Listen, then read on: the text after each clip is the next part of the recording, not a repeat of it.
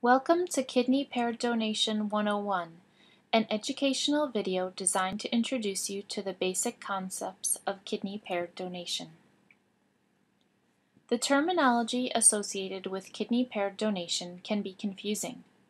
Some of the terms you may hear include daisy chain and need chain, which stands for never-ending altruistic donor, or in other cases, non-simultaneous extended altruistic donor chain. Other terms include kidney exchange and kidney swap. As you will see in the following slides, the concept behind kidney paired donation is similar, regardless of the terminology used. An important concept to understand is why kidney paired donation is necessary. Approximately 1/3 of patients who need a kidney transplant and come forward with a potential living donor have incompatibility with that donor. This incompatibility may either be due to blood type incompatibility or cross-match incompatibility. In other cases, there may be a wide age discrepancy between the potential donor and recipient, and thus they may choose to participate in kidney paired donation in order to find matches that are closer in age to both the donor and recipient. Other times, a recipient and donor may be seeking a better genetic match for the recipient. Here is one example of patients who may enter kidney paired donation programs. Two friends come to a transplant program. One friend hopes to serve as a living donor for the second friend. However, the two friends are found to be blood type incompatible. In another example, a parent wishes to give a kidney to their young child. However, the parent is blood type incompatible with their child as well. In this next example, a husband and wife come forward to a transplant center. The husband wishes to donate his kidney to his wife. However, there is a positive cross-match between the two, which means that the wife has antibodies against her husband. A positive cross-match between a husband and wife can be common, particularly if the woman had multiple children with her husband. This is because the woman has been exposed to her husband's genes through the pregnancies with their children. The next example is a grandfather and grandson. The grandfather is 69 years old and needs a kidney transplant.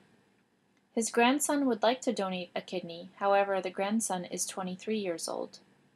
This pair, although blood type and cross-match compatible, could choose to participate in kidney paired donation because participation could allow the grandfather to receive a kidney from someone closer to his own age, while the grandson could donate to someone who is young and may have more years to benefit from receiving a young, healthy kidney. A very important person in kidney paired donation programs is the altruistic donor. An altruistic donor is a person who would like to donate a kidney to someone in need of a transplant, however, does not have someone specific in mind to donate to. Altruistic donors are also known as Good Samaritan donors or non-directed donors. Within each kidney paired donation registry, numerous groups of incompatible donor and recipient pairs participate from many different transplant centers. The more people that participate in kidney paired donation, the better the chance that recipients and donors will find good matches.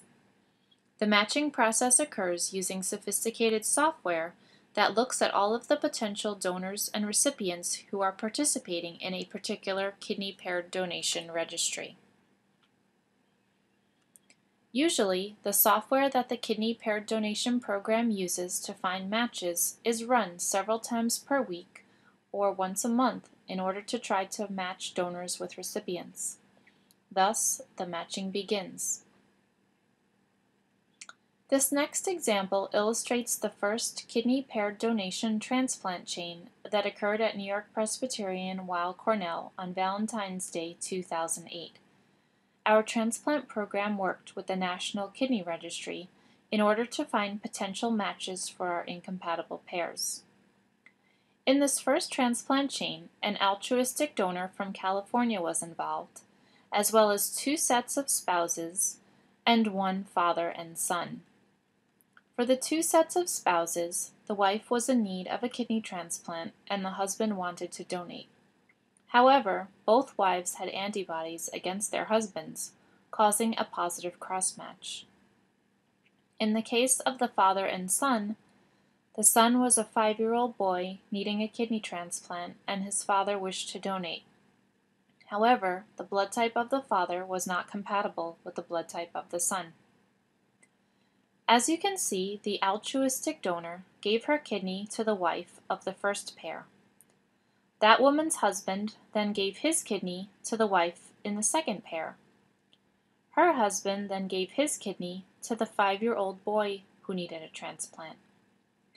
The boy's father then became a bridge donor who could start another transplant chain at a later date. You can see that there are similarities between the altruistic donor and the bridge donor. The bridge donor no longer has a specific recipient because his intended recipient, in this case his son, has already received a kidney through the transplant chain. The bridge donor is now free to start another transplant chain once an appropriate recipient is identified. There are several options for the bridge donor. One option is to continue the chain forward at a later date once a potential recipient is identified through the registry. A second option is for the bridge donor to donate their kidney to a patient on the waiting list for a deceased donor kidney.